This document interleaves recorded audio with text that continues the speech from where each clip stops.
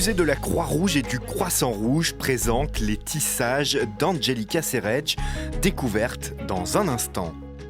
À la maison Saint-Gervais, Frankenstein entre créateur et créature, on s'y rend tout à l'heure.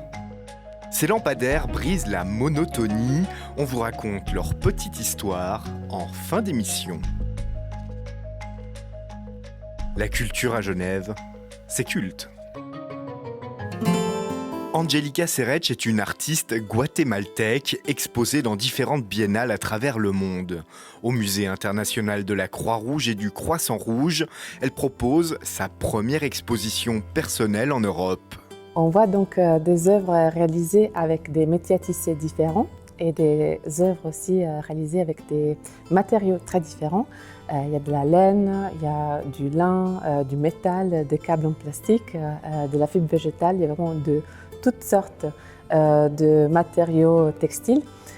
Quel artiste travaille de façon très différente avec des métiers à tisser de ceinture, qui sont les métiers à tisser traditionnels du Guatemala, mais aussi des métiers à tisser verticales et des métiers à tisser horizontales à pédales. Au total, l'exposition montre 22 pièces, dont 16 créées pour l'occasion. Des œuvres contemporaines qui puisent dans le patrimoine familial de l'artiste. Provengo de una familia textilera y desde siempre quise expresarme con mis propias palabras, mi propia voz y gritarle a mi entorno lo que yo quería contar y tenía para decir. Entonces fue como una responsabilidad que asumí de forma natural y de forma voluntaria para expresar lo que yo quería contar en mis propias historias, basándome siempre en mis técnicas comunitarias ancestrales.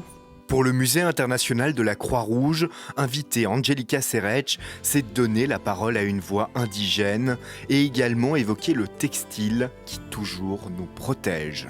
Depuis la nuit des temps et partout dans le monde, les êtres humains se sont habillés pour se protéger et conserver sa propre dignité. Quand on est, on nous enveloppe dans un drap. Quand on meurt aussi, et on est habillé le long de toute notre vie. Donc en fait, le textile, c'est une relation très intime qui nous permet de toucher au profond des êtres. Une relation intime que l'on retrouve dans cette série d'objets issus de la collection du musée. Des kits de premiers secours ou des objets textiles confectionnés par des prisonniers et offerts au CICR. Des pièces qui dialoguent avec le travail de l'artiste guatémaltèque, tout comme une œuvre participative. On l'a invité effectivement à commencer une œuvre et à la laisser au public pour que les gens puissent s'en approprier. L'exposition d'Angelica Serretch au Musée international de la Croix-Rouge et du Croissant-Rouge est à découvrir jusqu'au 30 août 2026. Sur le plateau de la maison Saint-Gervais, une créature. Créée en 1818 au bord du Léman par l'auteure anglaise Mary Shelley, les personnages du docteur Frankenstein et de son monstre sont au cœur de la nouvelle pièce de la compagnie de la scénographe Zoé Kadoch et du metteur en scène Julien Basler, les fondateurs. C'est cette idée de créature qui dépasse son créateur, vu que nous aussi on est des créateurs et que les pièces de théâtre qu'on monte deviennent un peu des créatures à chaque fois qui nous dépassent. Et cette question entre les deux, évidemment, qui est le plus monstrueux, de la créature et du créateur, de celui qui abandonne sa créature ou la créature qui tue, ce rapport-là à la monstruosité finalement. Le spectacle, sans parole, nécessite une implication de toute l'équipe sur le plateau et en régie. La musique, la lumière et le mouvement sont travaillés conjointement pour former un tout cohérent. Il faut tous travailler ensemble. Là, typiquement, aujourd'hui, Laurent Nicolas a changé la musique d'une scène quasiment en direct, nous proposant des choses, etc.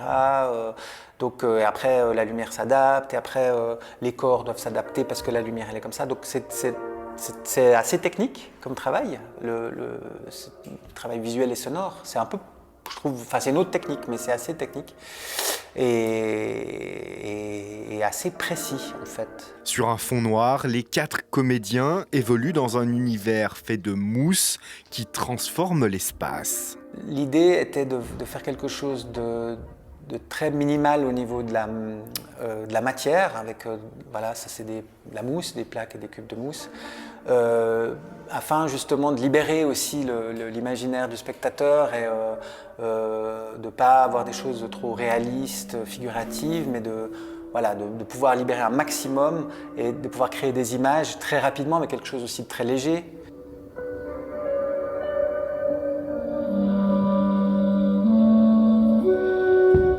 On essaie de toujours montrer l'artifice, le théâtre, comment ça se crée, comment ça se monte. Là, par exemple, les manipulateurs, manipulatrices, les autres personnages sont censés pas les voir, mais nous, spectateurs, on les voit. Un travail précis et une histoire qui joue avec plusieurs ambiances. On cherche parfois le rire, parfois l'inquiétude, parfois la douceur. On essaie d'avoir un spectacle qui n'est pas monolithique, mais qui passe par des émotions différentes. Frankenstein, c'est à voir au Théâtre Saint-Gervais jusqu'au 14 décembre. Dis-moi l'histoire. C'est quoi l'histoire? Les petites histoires de l'art. Le long de la route, on s'attend à ce que tout soit droit, prévisible. Les mêmes arbres, les mêmes lampadaires, le même rythme qui berce les trajets quotidiens. Et puis, soudain, quelque chose dévie. 11 mâts se sont mis à rêver. Les jeux sont faits, rien ne va plus. Faites vos jeux.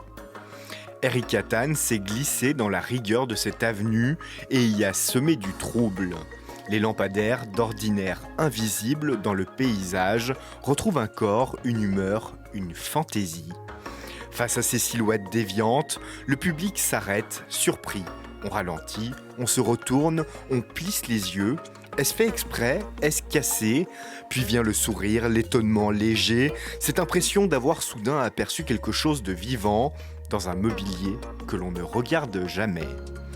Ces torsions improbables que l'on découvre en avançant ne cherchent plus à se fondre dans le décor, elles en émergent pleinement. Et tandis que la route défile, ces formes singulières invitent à regarder autrement ce qui d'habitude passe sans laisser de traces. Un rappel simple, presque malicieux, que même les lignes les plus sages peuvent se permettre un écart.